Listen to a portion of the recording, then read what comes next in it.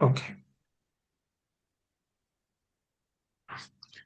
Okay, officially now, hello everyone, and welcome to today's masterclass.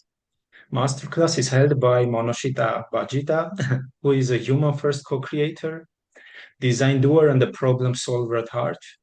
And during this masterclass, Monishita will share how to look at the problems from different perspectives, question your beliefs, and uncover what might be hiding in plain sight. So thank you so much for the acceptance of the invitation, and you can take the lead, Monoshita. All right. Thank you so much. Hopefully next time will be, oh, just a second. Yeah, better. So let Yeah. me just get this started. Okay, so let me share my slides, and this is where we get started. So this is the topic of the day that I had planned. Let me just organize myself in terms of, yeah, okay. All right. So, hi everyone, Monishita. I'm based in Bangalore, and I've been working around the space of human-centered design and design thinking for over 8 to 15 years now. First in the corporate world, I worked on an IT organization in Bangalore. Then I moved out and became a gig worker, and I'm a freelancer now, and do work around human-centered design and leadership practices as a trainer, as a facilitator, and as a coach. So today, this session, of course, will benefit all of us. I've kind of kept it a little simple, not getting into details of any large concepts.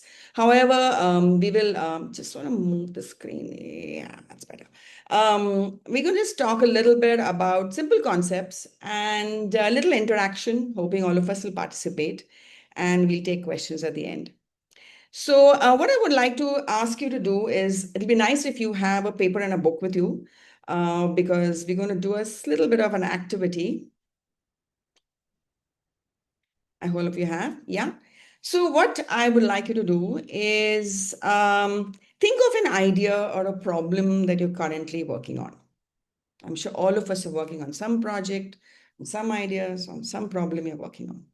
Think about this, and I'll give you a minute to quickly process which one you want to talk about. We won't talk about it, but we'll do something, think about it. Keeping this idea and in your mind, I'm going to ask you a few questions, which you just take a few minutes to answer them for yourself. So the first question, 5 questions, look very simple, but I'm sure it's not very easy to answer. Just jot down the responses for this.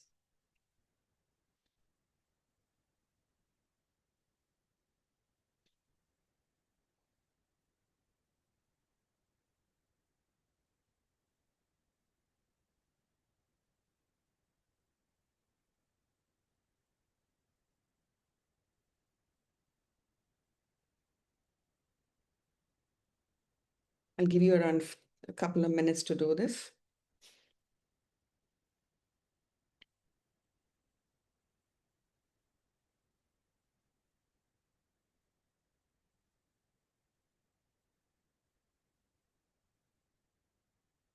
Who are you trying to create a change for?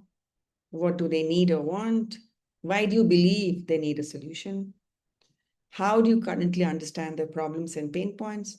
Who else influences this problem? Are there other people around that could be influencing the problem or the change?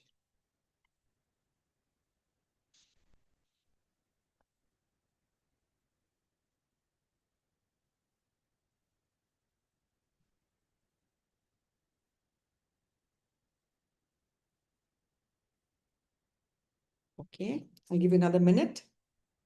I hope you are doing it. All right. Okay, so now what we will do is we will keep this aside for a little while and we'll bring it back a little later. So what I'm trying to do is bring you into a thinking of keep a problem in mind or something you're working on, and we'll look at the rest of the concepts. If you just look, what I've done over here is I've just put together, my screen is a little bit, 1 second.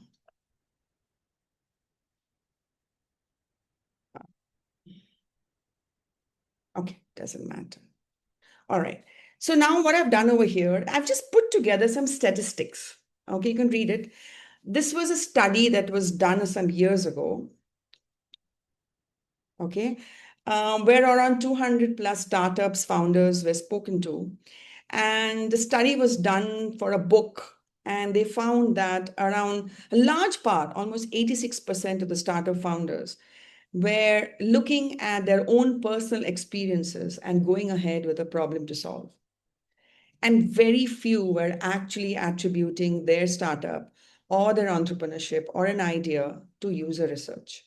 It is very interesting to know. It's not a data you think will ever possible to happen, but that's what's happening. This other one that also was done as recent as 2023, which was an analysis done for around 400 VC-backed companies that shut down. They had backing of VCs, but they shut down. And the four different reasons were given on why they shut down. And obviously, the largest one is running out of capital. But since this topic is not on topical, I'm not focusing on that. But the very interesting, the next bucket is that poor solution market fit. You have an idea, you have a solution. You've really not fitted with the market. And the market can be anything, any context that you want to launch your product or solution for. This data is alarming. A lot of work is around in the space, but why does this data have to come out as nascent as this year? You can read about this article. This article is there. It's a CB Insights article. I actually found it, and I was really surprised. And I couldn't be a better story to build for my talk today. The two different statistics that I want to leave you with. Now, with this data, thinking of this, let's look at a little bit that we want to understand. How much of our ideas come from what people actually need and they desire? Or how much does it come because we believe they need it?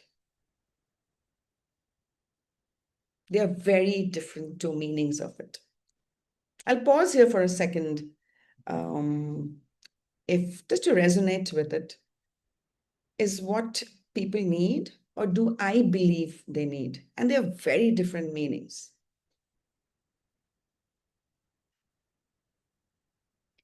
Now, what I'm going to focus on now is the belief part. Why is that very often and not we go with what we believe people need? So I'm going to take you through a little bit of a different journey, which I thought I should do. And I'm pretty sure in forums like this may not be a topic that gets covered. Now, I can easily go into a topic and say, oh, you know what, you should do user research. You should look at perspectives. No, I'm not going to go that direction. I'm going to bring up a little topic of psychology. Okay, how human beings communicate. And it comes from neuro-linguistic programming, which is the language of our brain.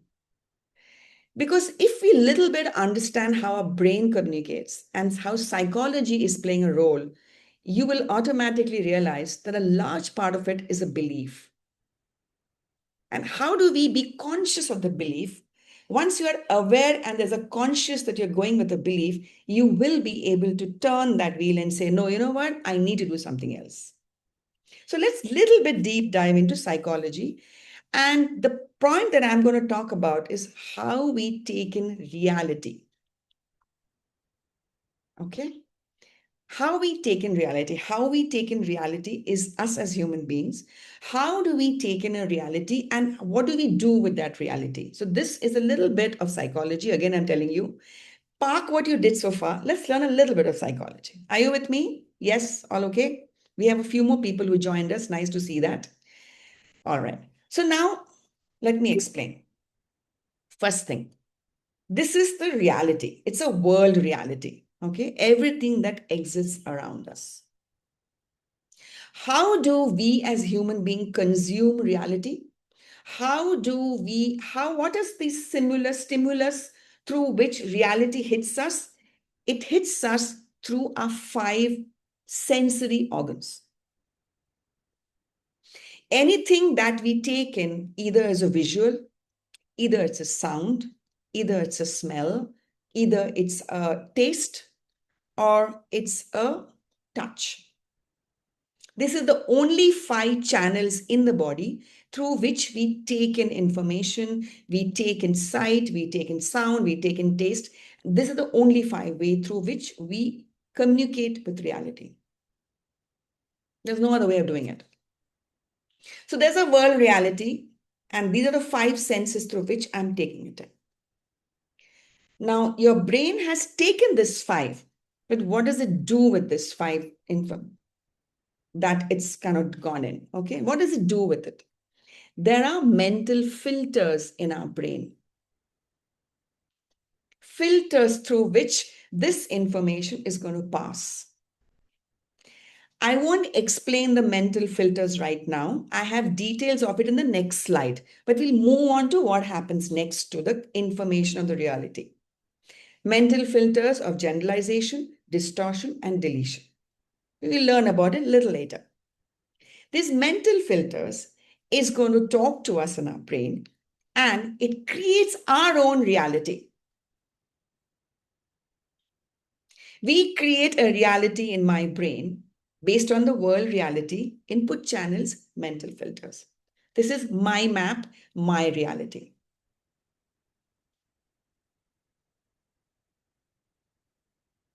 And then what happens? I communicate it, I verbalize it, and I express it with words and languages. This is happening in a fraction of a second in our brain, constantly, every moment, every day. So, what is the key insight? We do not take in reality as it is. We create our own version because of the mental filters. This is true, and this is a psychology. It happens in all our brains. I'll pause here because I just introduced a concept you may or may not be familiar with. I'll just pause here for a minute.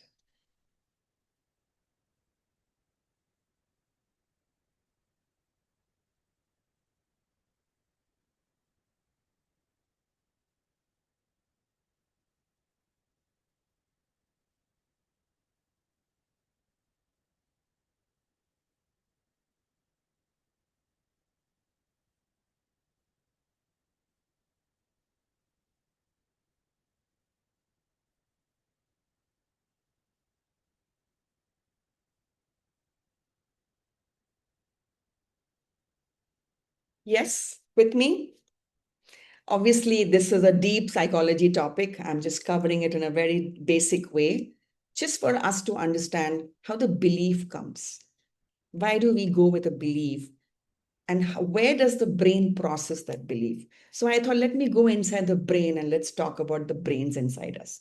As a world reality, there are five sensory organs, mental filter. I make a picture of the reality and I express the reality with words and languages. And more often than not, the first box and the last box will be different. More often than not. I would say 90% of the time. And then you start believing your own reality. But it's actually the mental filters has caused that to happen. Do read about this. There's lots of information, lots of psychology that goes in. It's a very interesting topic to learn a little bit about. Now, let me go into the little deeper of what are the mental filters that's really restricting us from the first reality to the last reality. Are we good so far? Okay, not okay, fine. Right, okay, thank you. Now, let's look at what happens. Okay, what are these filters? There's a beautiful, complex world out there. What are these filters doing to us? So now let's look at the three mental filters: generalization, distortion, deletion. What I will do is I will describe it with simple words and then maybe give you an example of what happens. And once I give you the example, I'm pretty sure you'll relate to it. That happens to you every day. Just that we're not aware it happens to us. So let's look at the first one. What is generalization? You can read it and I'll explain it to you.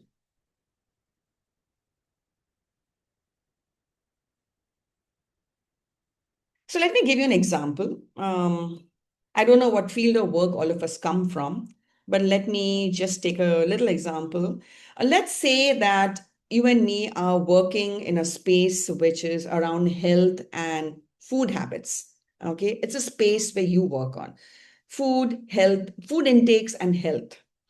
And you have decided to go and understand some people who stay, let's say, in a coastal region of northeastern part of India. So since I'm from India, I'm just taking an India example. Okay.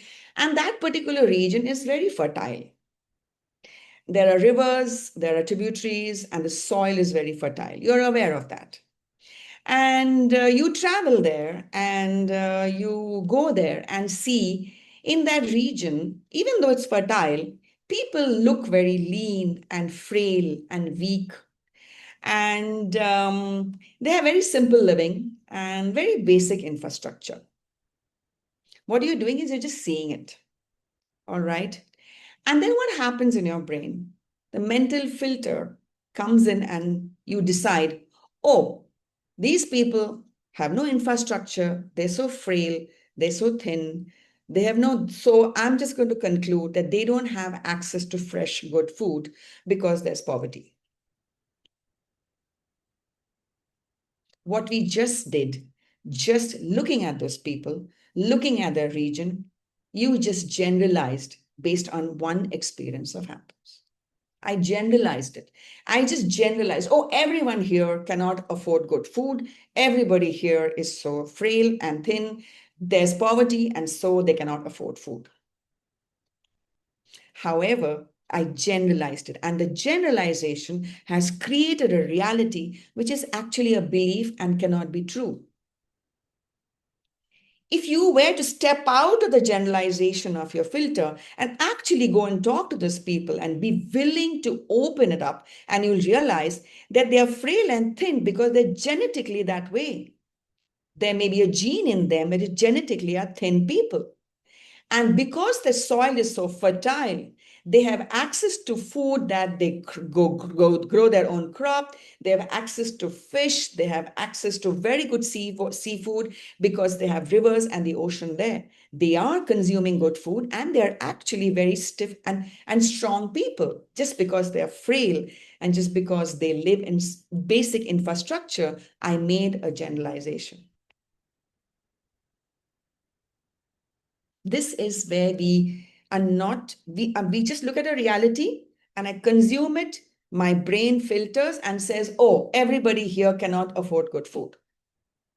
And that belief stays in my head. You can come up with a million other examples this happens. Let's look at what is distortion. Okay, you can read it. Distortion is where we interpret. So let me give another example. So let's say you have some team that you work with on a project, and there is a team member, and he's Edward. In the past, Edward has delayed some of his work. You feel there's a lack of commitment, and you always generalize that doesn't deliver good work, and you don't quite like the person. That's already in your head. Okay. Now, fast forward. There's a new project that you're going to work on, and the person leading the project is Rita. And you know her, she's good. You have full faith in her, she'll do a good job. And after a few months, Edward joins that team. And suddenly you notice Edward and Rita become very good friends. They do lunch together, they do coffee together, they have a laugh together.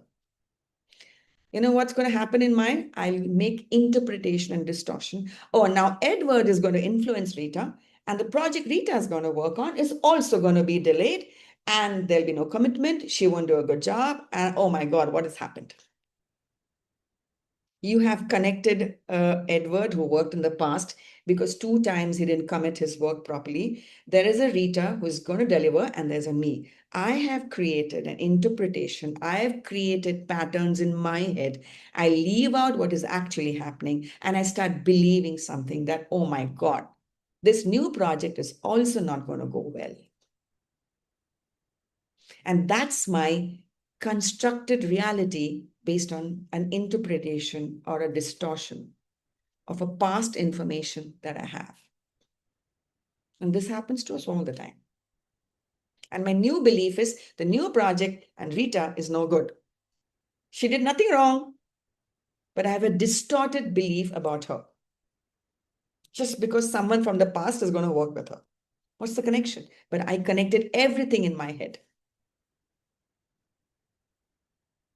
Distortion, mental filter. And the third is deletion. How often have you sat in a meeting and you hear two sentences said in the meeting and you stop listening to the rest? Because you just believe those two are right and everything else is not right. You just stopped. You deleted. Your brain has deleted and stopped listening to the rest of the conversation. You just heard those first two and nothing else is important to me. It's over. I've stopped listening. I know what's correct. That's deletion. The world reality and your reality has got new construction of it based on filters.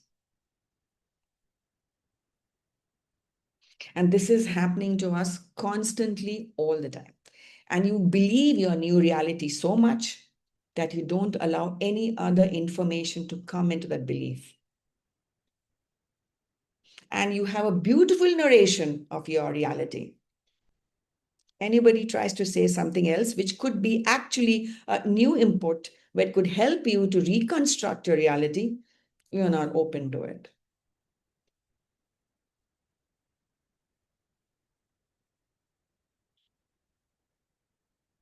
We filter, we notice, we change, and we leave out.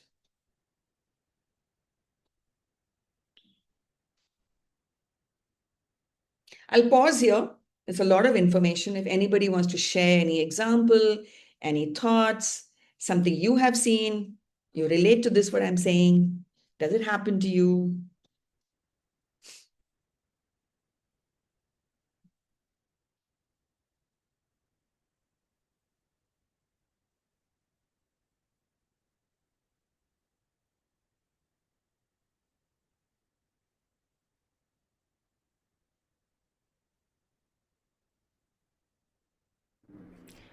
I sometimes have like a confirmation bias. So when I'm really interested in something, it seems to appear everywhere. Yeah. So I don't know, for example, something that seems to be very rare. I knew someone from El Salvador, for example, and while it's not really a country much talked about, suddenly I saw it everywhere. Yes. So yeah, things like that, for example. Yeah. Biases are built based on the filters. So that confirmation bias can come from generalization or from deletion. So you see only that because you don't want to see the rest. Yeah, so that's true. Confirmation bias, I'm not going to buy. Actually, it segues into a bias topic, but I said, no, I won't do that right now, but another time maybe. You're right. It happens to us. Yes. Thank you. Anybody else wants to say anything? Just a question around forgetfulness. Yeah, I'm trying to work out whether that's distortion or deletion. So, yeah, I have found that I retain things again, that I'm interested in, and I forget details that I, well, first of all, doesn't fit in with my worldview, but also, yeah, it doesn't seem important at the time. And I'm just trying to work out whether that would fit into deletion, distortion, Yes. where that matters.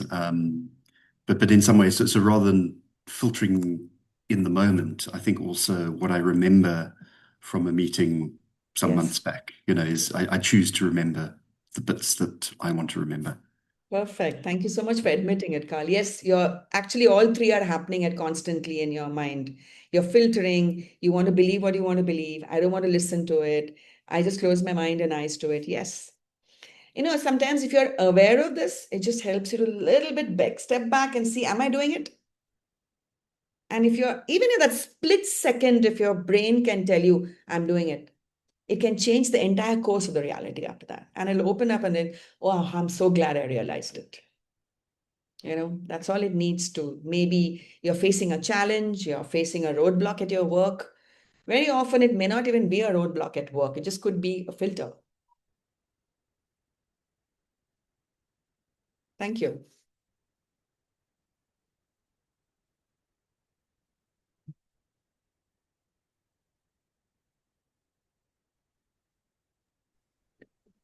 Also, I think that risk taking is the result of this somehow, because like different people interpret different situations differently, and based on that, it changes their risk taking strategy.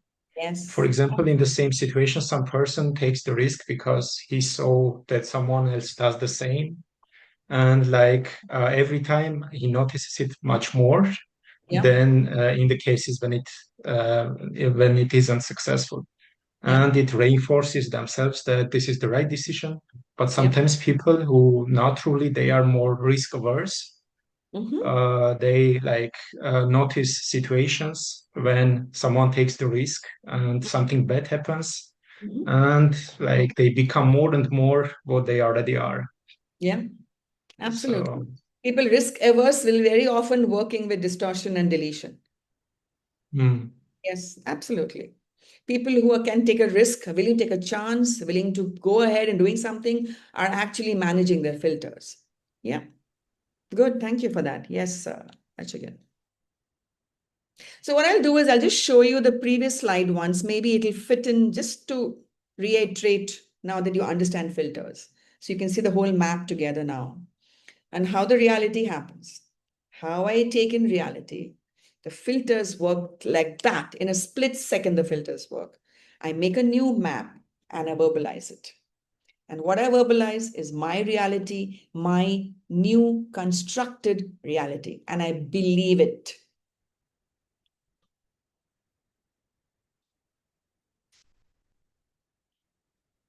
Just thought I'll pause here because this is the main thing that I wanted to talk about today. Okay. If I have to take an example of the picture on the world reality, this is the picture that I see when I go for a walk in the park. But I come and tell you, you know what? There are only dog walkers in the park. Everyone is walking a dog. I have no place to walk. Everyone's walking a dog. What I did, I distorted and I did generalization. Only one person walking a dog, guys. It's okay. But I have in my head have said everyone only walks dogs there. We do it. Maybe just one person walking a dog on that particular day. Okay, so with this, I will just move on from here. And now with this, what we understood is mental filters. So if I have to look at the entire map, okay, now when I bring in the problems we solve, there's a reality. What we notice is how we consume, how we interpret, the reality we construct, and the problem we think we need to solve. There's such a big gap from the reality to construct. So you have believed that this is the problem I need to solve. And that's it. It's just the right thing for you. You're so, and then it just becomes your perspectives and your way to follow it. If I have to go a little deeper, you can read this. How often are you able to look at a problem with a completely unbiased blank mind? They call it, like a child's mind. It's very difficult. Your experiences, your previous beliefs, your culture context, your expertise, your failure, your success, everything is constructing reality differently. I think one of you just made a point. If two people have to encounter the same situation, chances are you will define it differently. Just show a picture to somebody, show a picture to 5 people and tell them, what did you see? All 5 will see different things. It works, it happens. We've done that in some of our psychology training to see how it works. Show a picture with many things happening in the picture and then shut the picture off and ask people, what did you see? They'll all say different things because it comes from a construction of reality and how we interpret it. So the last question, is it possible? Yeah, it is possible.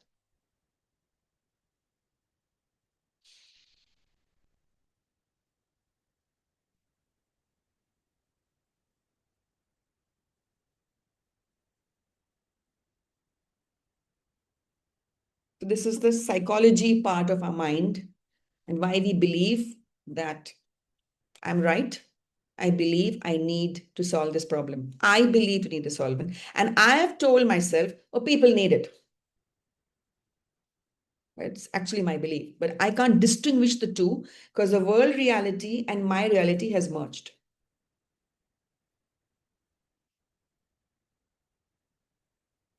Yes?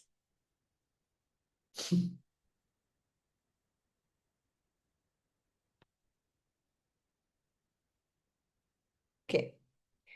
With this, let's look at what you wrote. I don't know how many of you did that.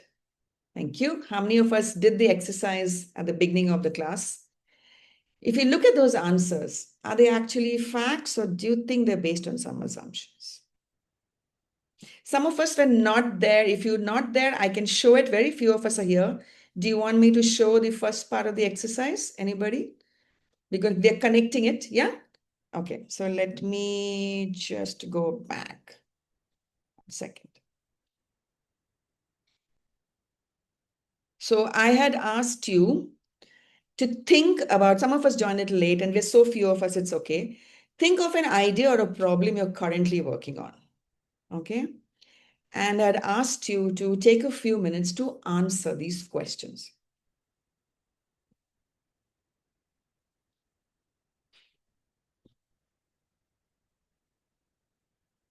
And people who had done this, now look at it. Is it based on some facts or do you think there is a construction of reality and other assumptions?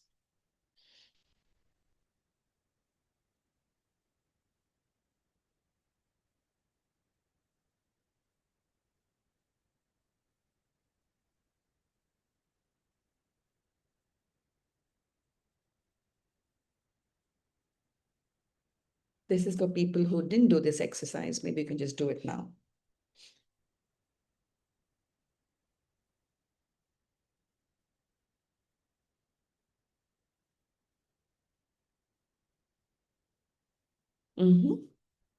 Some are reality and construction reality. Okay, that's good. Thanks, Pranati.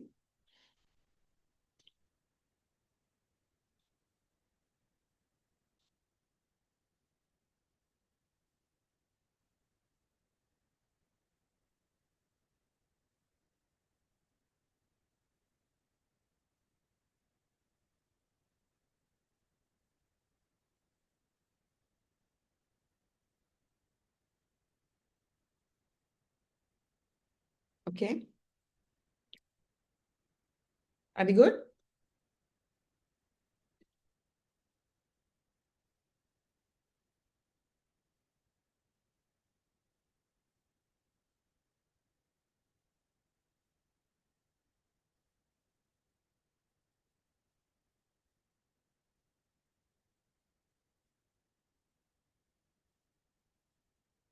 Okay. So now the question that I'm asking for people who already did this, is it,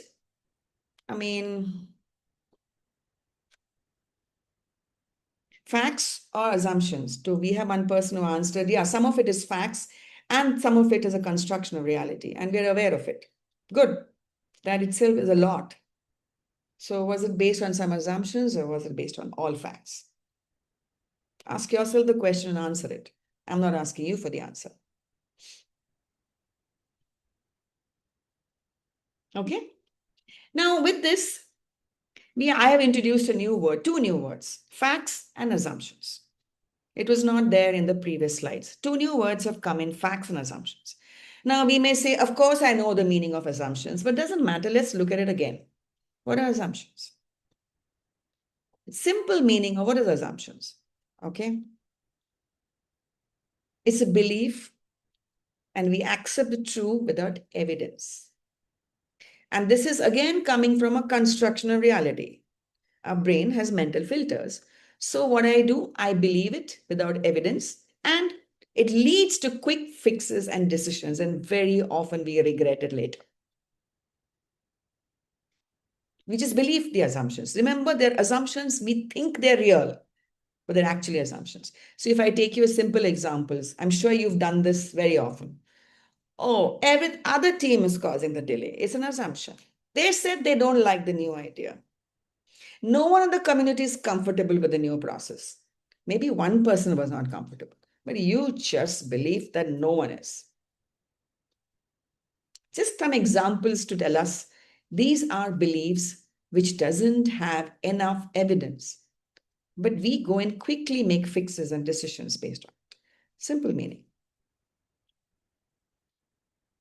Yes, have you all done that? I'm sure we've been there. Okay. I've just got a question here around Sure.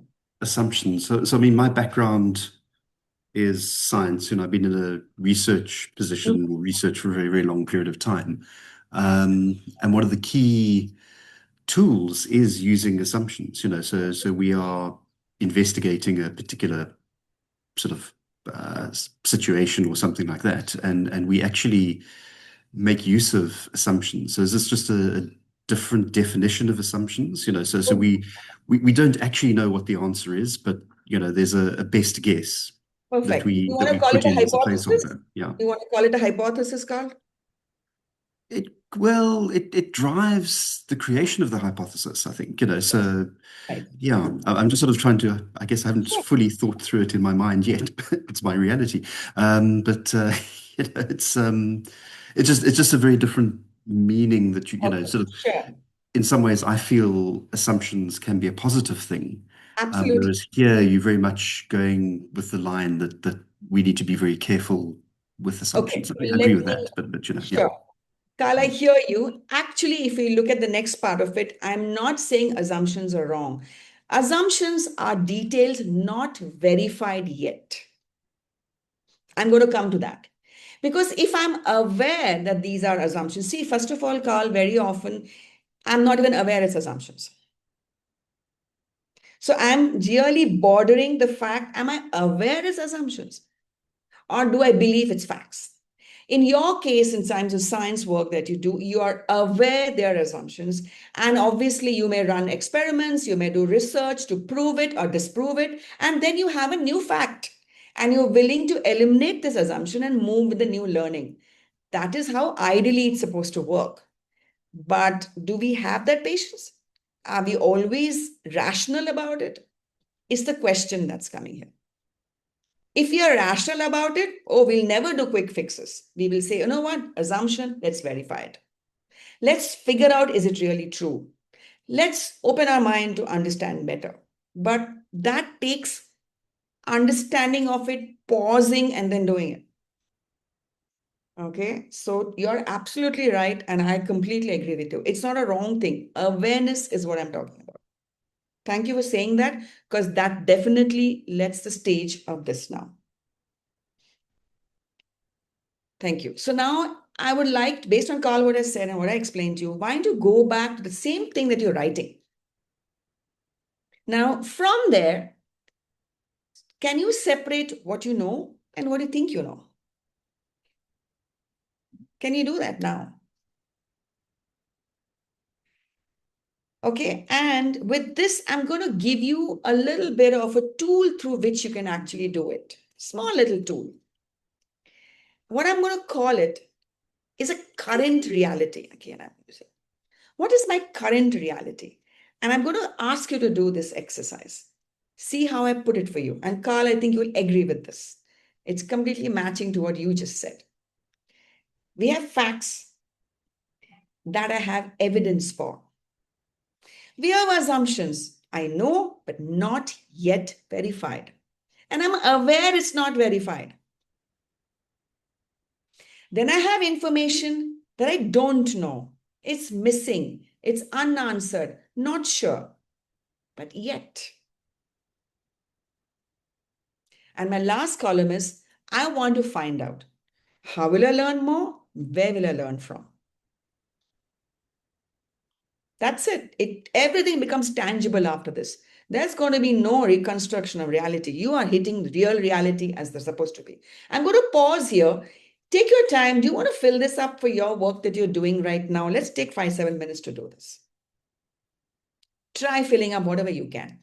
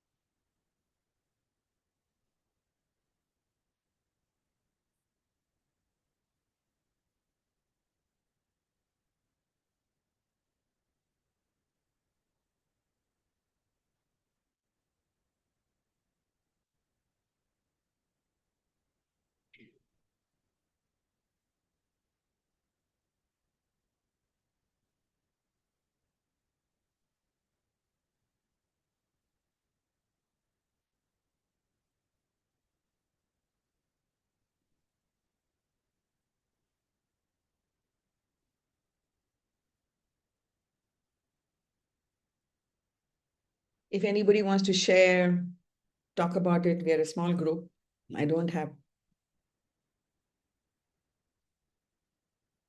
Does this help in you to distinguish assumptions, facts, and am I mixing it all up? Is this why I go with belief and I'm not spending time and understanding more? Thanks, Carl. Thank you.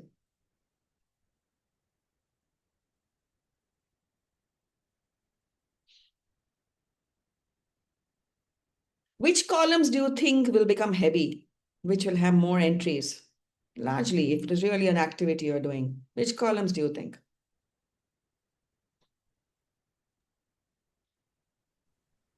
What's the chances?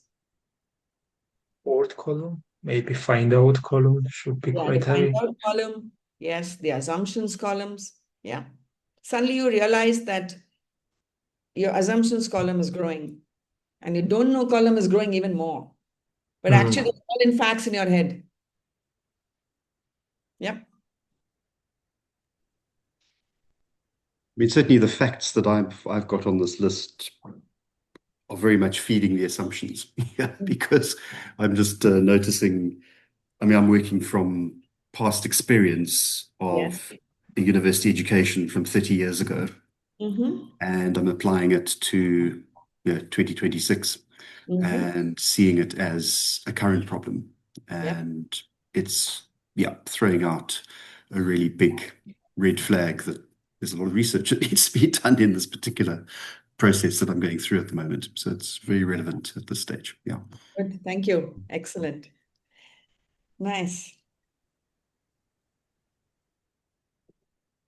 Anybody else want to add anything? We have John, we have George. Yes. Yeah, maybe I can come in.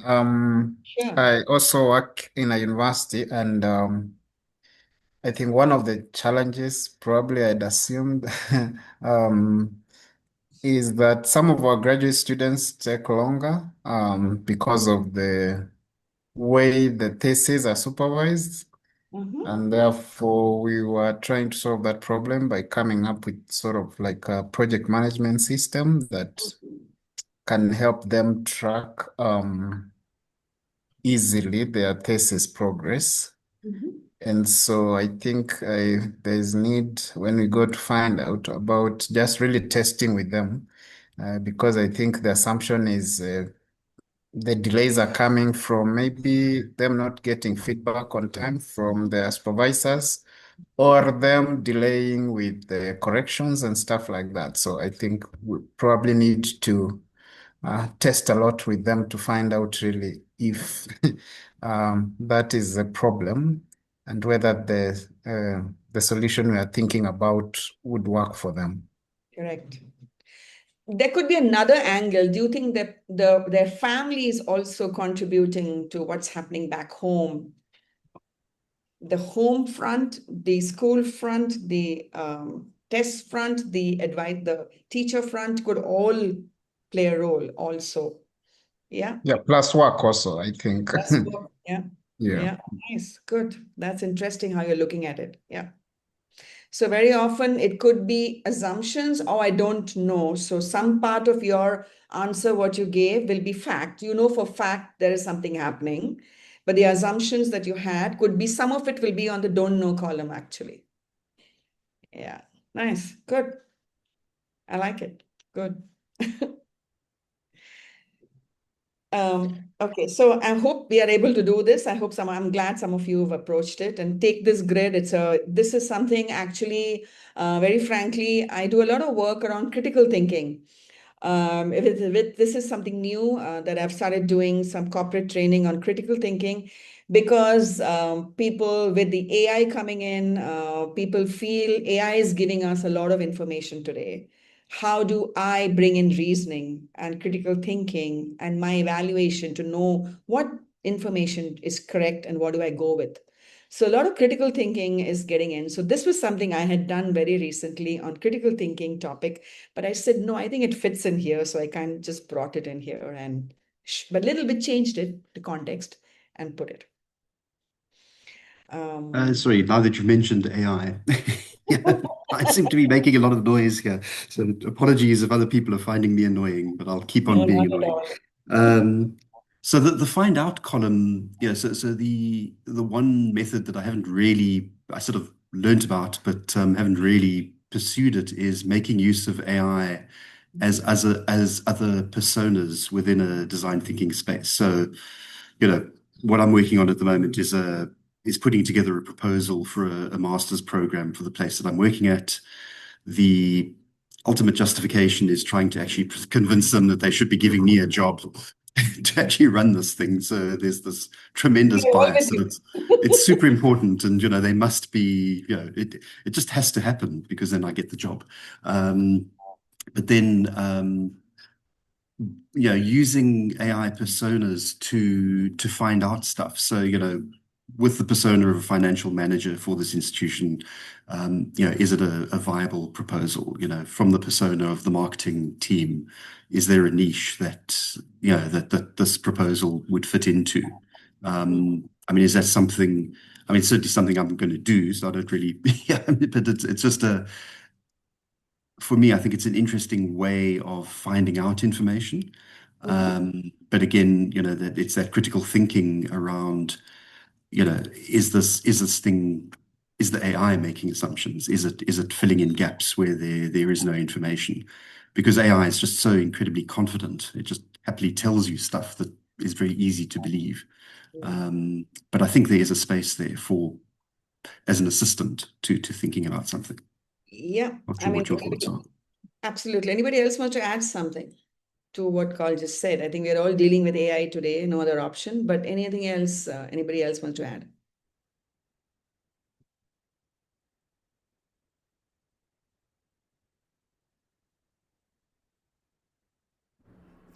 I think it's tricky because on one hand, if you enter data, it's a bit more objective than we would be in, for example, aggregating information.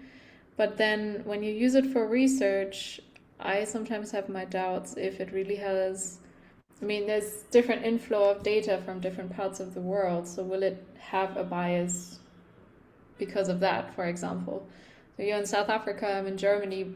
I don't know if we get different results if we put the same thing in, or the same question about our country, our culture, and if it's actually going to be accurate. So I try to still use it with a grain of salt, but it can be a very helpful tool for sure. To your point, Caroline, I'm pretty sure the response in South Africa and response in Bangalore and response in Germany will be different for the same question. It would be interesting to send the same prompt from Maybe each of we your should do it right computers. away. We See can try what it right happens. now. We are already in different locations. It will be Yeah. different. And that is because it doesn't understand context. Even if you give how much of a context to it, it sees your pattern. It understands what you are searching for. And you become the persona more than the AI becomes the persona. AI makes you the persona. I think that's what happens. And then gives you the response that will please you. Okay. And to your point, Carl, yes, AI is here and all of us are struggling whether it's going to give me a job, whether I'm going to be relevant, whether my work's going to be there. But, be careful of the mental filters because you could be deleting information because you want to believe what it tells you. So that's where AI is giving us overload of information. But am I being able to reason? Am I being able to evaluate? Am I being able to be creative and constructive? To see what I pick up and what I don't. AI will make you happy. That's the job. It wants to get addicted to you. Sometimes, you can give one page of prompt to get one line answer. That's the power of prompt. But power of prompt is like in the old school power of questioning. We've always been taught questions are more important than the answers. And I think prompt's nothing but a question. So, so critical thinking is nothing but asking good questions. A lot of it are just questions.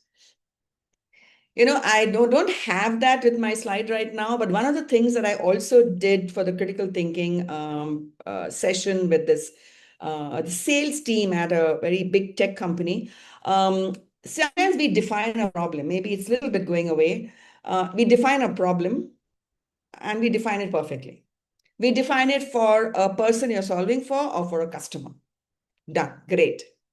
What if I ask you, to wear the customer's shoe and define the same problem.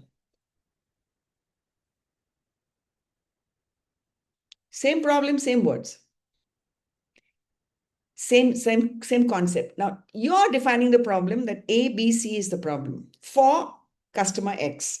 Now, ask customer X to write the problem statement. It will look very different. Are you able to write that problem statement? You didn't do perspectives, but you brought in a whole new lens of perspective. It's wearing a new lens, is perspectives. Why do we bring perspective right now? We are doing this because of the way we consume the world reality, because the way we construct our reality, because of our filters. Perspectives, user research is that more important in our world.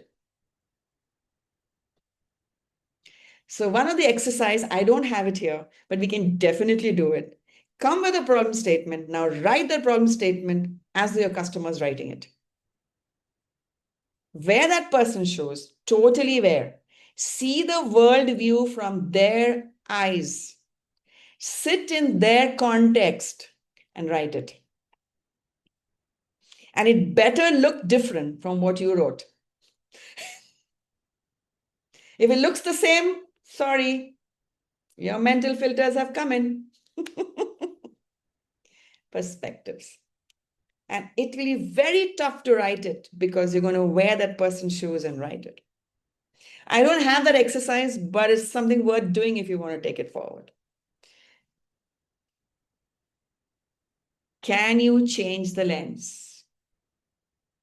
Do I only wear my lens or can I wear the other person's lens? Who is the other person? Let me write here. Very often, I'm going to write here. We have visible, I'm going to use the word stakeholders now. There are no new words, but I'm just putting it.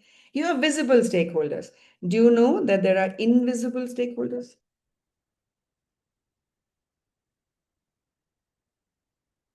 Or hidden stakeholders? You don't see them, but if you look deep, they exist. They could be blocking the work. They could pull the work back. They could make the work go forward. They don't have a seat on the table, but they can influence the project because you don't see them. They exist. Perspectives. If I ask you the problem that you're working on right now, which we are doing exercise on, name 10 people who, that was a question, right? That was one of my first questions was that, right? What was the question? I said, who else is influencing the problem or possibility of change? If I ask you to write five people on that, you will very happily write 5 people's name. But now if I ask you, are there any hidden ones who you can't see, but they're going to influence? If you really dig deep, that could be a longer list. Perspectives. Once you start doing these things, you're willing to undo your mental filters.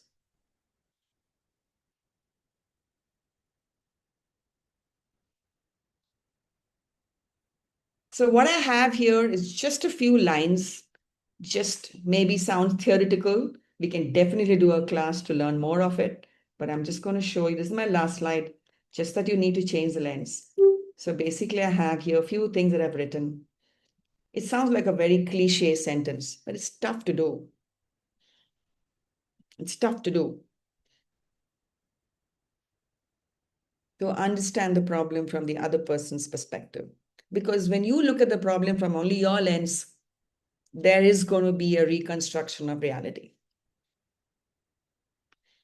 I just repeated this. Your perspective is not important. You're just a solver of the problem. Why should I care for your perspective?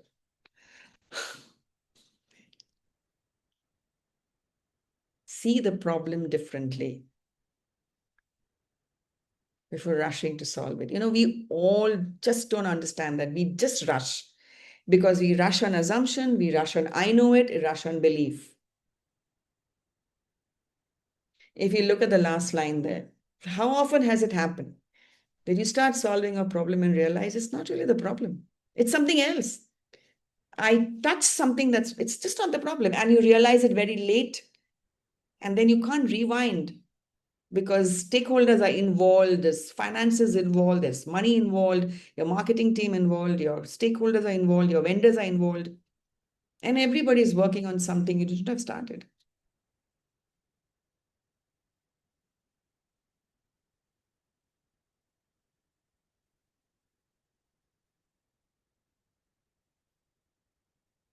The last line, sometimes I say this in my facilitation. Take the last line and write it in big bold letters in front of your laptop. Okay. You are not your user. That's it. That's the core of everything. We are so scared to even say it because, oh, I know this is the problem. That's exactly what it is. But you are not the user. It's a very powerful line, but just let a short one, but it's one of the most powerful things. And if you're able to even tell that yourself once and you're willing to step back even for 10 seconds, trust me, the brain will start thinking differently. And suddenly you see the world differently. You will ask questions, you will pause, you will manage your mental filters, and your reality will not be reconstructed, but will be as the world view. But it needs you to step back a little bit.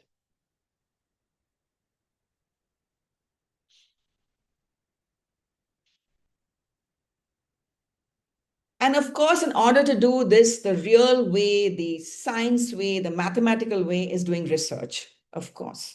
Why do we say user research is so important? Because of the perspectives and the construction that we do in our head, which is why research helps us to deconstruct the reality. It helps us to manage the filters. It helps us to get the actual work, actual need, actual challenges of the actual people in their context. My context and that person's context is never the same. But are we even aware that a problem exists only in a context?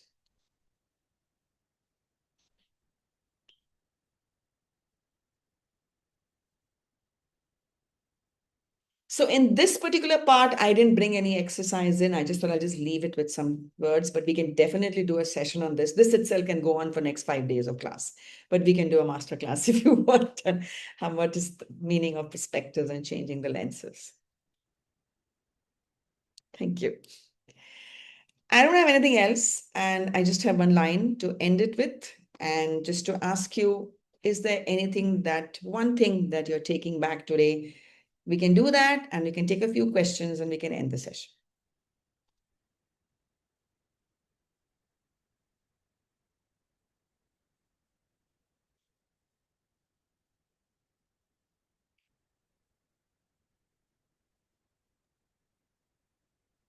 You can put it on. Actually, Yes, sorry. Go ahead. yeah, actually, I like very much the assumptions versus facts part. Okay. I work as a software engineer, and sometimes we work on software projects. And the second question that you asked, what they want from us, I thought they want quality software. But after that, I thought a little bit deeper and understood that they don't want software at all. They just want some solution to their need. It doesn't matter if it is this certain software or anything else. So it's just a tool, not the final solution. And yeah, we have to think deeper what they actually want from inside, and it's very interesting. Yeah, you're right. I'll just add to your point. Nobody wants a software. I want a solution to my problem. Yeah. And I just wrote a line, design is a method of problem solving. If you're designing a solution, a software, you're only designing that software because there's a problem to solve for a human being. At the end of every design, there's a human being. Even if you make dog food, okay? If you think dog food is for the dog, I'm sorry, it's for the owner of the dog. Sorry. Think about it. So to your point, nobody wants software. I want a solution. I want peace. I want confidence. I want to have my problem to be solved so that I can stay peacefully and go somewhere. So you give me a solution, which is a software or a magic wand or a star in the sky, or give me a flower. I don't care. Solve my problem. So yeah, you're right. They don't need a solution. They need a problem to be solved. Thank you. Mm. Yes. Anything else? Sorry, I hijacked it.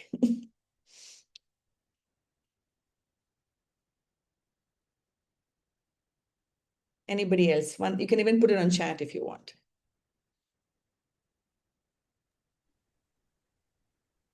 From my side, I just think that table of the facts, assumptions, don't knows, and find outs, I think has really, enhanced my thinking about the things that I'm trying to do, and the value of the of the don't know bits, and actually really getting to grips with what I actually don't know, and I just run away with ideas, and everything's the best idea in the world.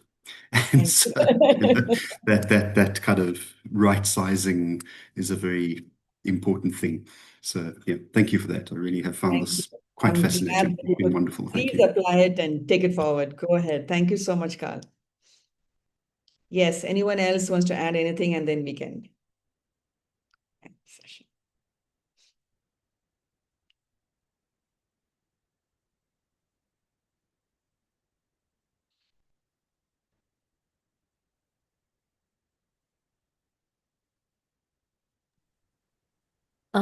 I can probably just share an experience or a story that you reminded me of, Monishita.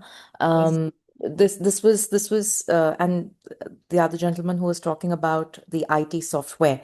So there was this company that I used to work with, where the team was tasked with how do you say, automating the entire workflow of a particular client. And they were supposed to do a system transfer overnight. And so the next day, the workers, these were blue collar workers, they had been given the day off because the system transfer was supposed to happen. And the team tried to do something, but it didn't quite work. And so they rolled back the system to whatever that they wanted to. So they reinstated the standard, whatever was there the previous day. And then the team came back and they said there was a problem and we'll try to fix it and go back. And a few days later, the leader got a very angry, disgruntled message from the business leader saying that they had caused a lot of, losses and a lot of stress and a lot of panic for them. And so the leader went back and spoke to his team to figure out what actually happened. And the team said, nothing really went wrong. We couldn't do it. So we reinstated their system. And, the next day they were ready to roll. I mean, just like the way they were earlier. So when the leader then decided, let me go and have a chat with this client, that's when they understood their true context.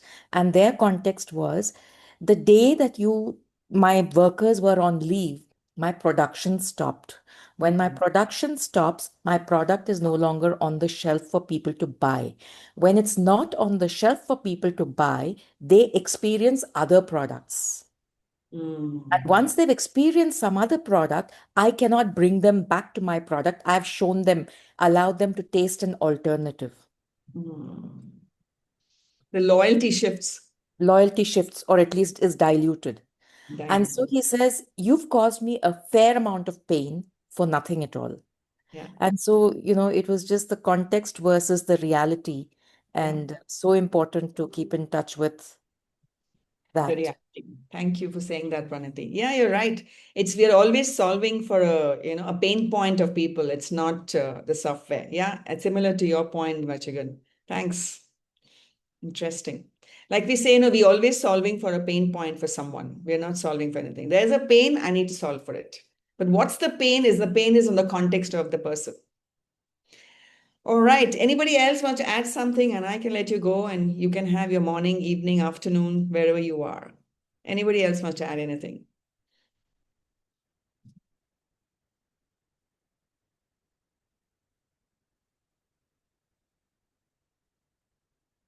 All right. Okay. Thank you. Thank you so much. Thank you so much. And it was nice meeting you. All the very best. And I hope we see each other again on another time. Take care till then. Bye-bye.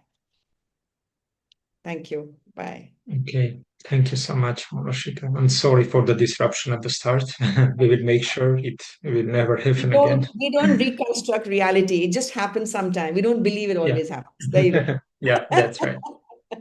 Thank you so much, John. Thank you. Thanks, everyone. Bye-bye. Thanks, everybody. Thanks for the people that organized this. I'm very pleased I left work early and came home to get it. So thanks, Carolyn and others. Oh, that means a lot. Really Thank you, good. Carl. Absolutely. Cheers.